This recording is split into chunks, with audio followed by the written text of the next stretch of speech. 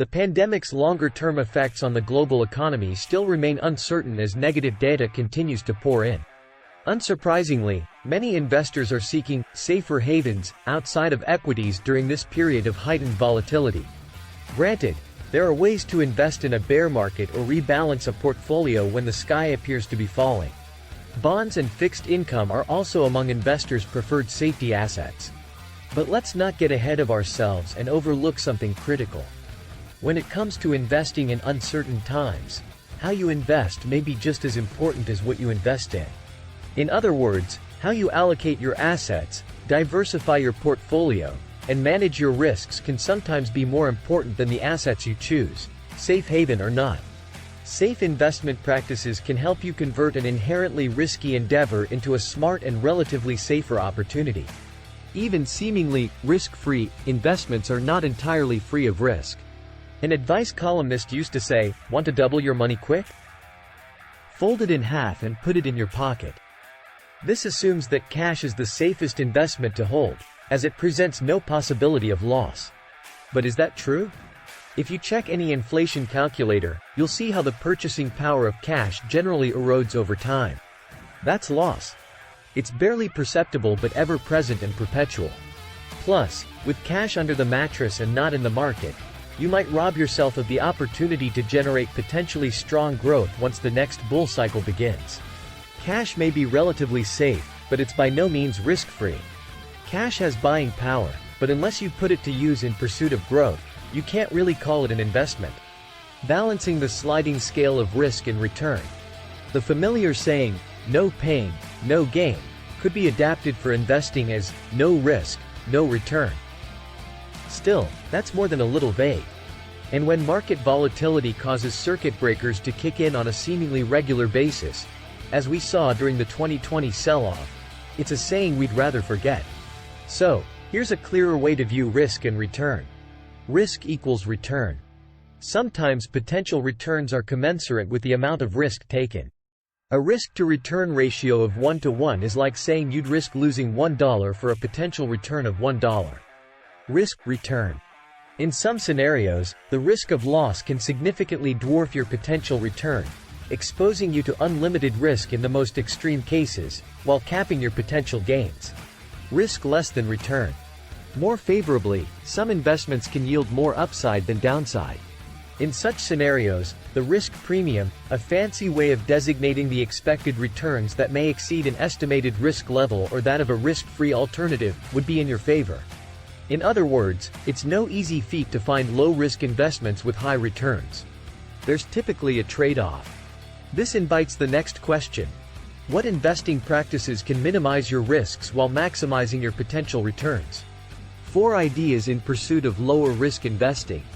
When you see a potential market storm on the horizon, it often helps to fall back on a few simple and practical rules. 1. Allocate your assets strategically.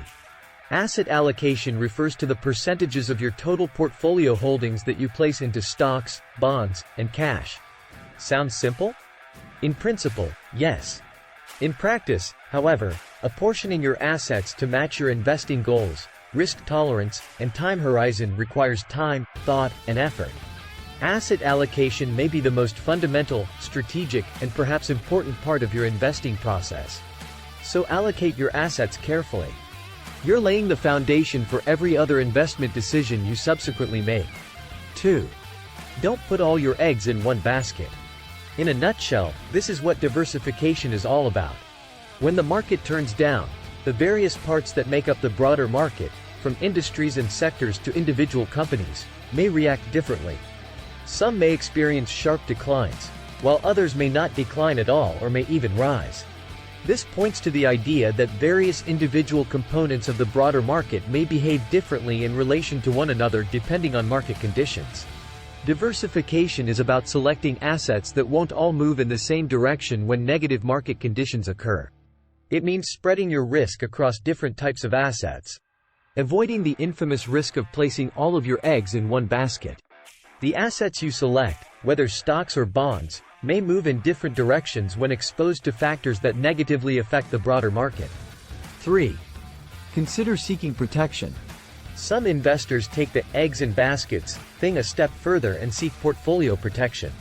Two common vehicles are put options and index futures. Put options might be targeted for individual stocks. Or, when seeking to hedge a broad-based portfolio, investors may consider put options on indices such as the S&P 500 or the Nasdaq 100.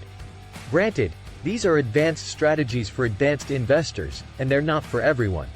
But if you're interested in learning about put hedges or how some professional investors and traders use futures as a counterweight during times of market stress, education is key. Fortunately for TD Ameritrade clients, investor education, from articles and videos to fully immersive courses that can walk you through the steps, is freely accessible. 4. Plan for the long term. We've all heard that a passive buy and hold strategy may be more fruitful than a more active market timing approach. The truth is, there's no way to definitively prove which approach is more successful or risky. It all depends on the investor and the circumstances. But we can look at how the broader stock market has performed over time, and we can ask, what might have happened if I had bought and held stocks in the broader market? If we define a bear market as a decline of at least 20%, then according to CFRA data on the S&P 500, we've had roughly 12 bear markets from the 1940s to the present.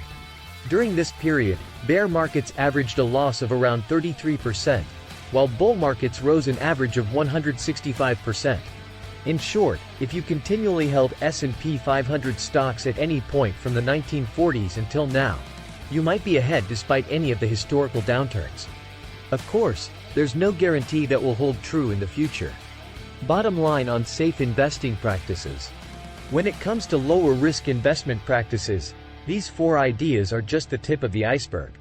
But hopefully they demonstrate that although seeking safe investments can be a futile quest, lower risk investment practices can be a sensible pursuit.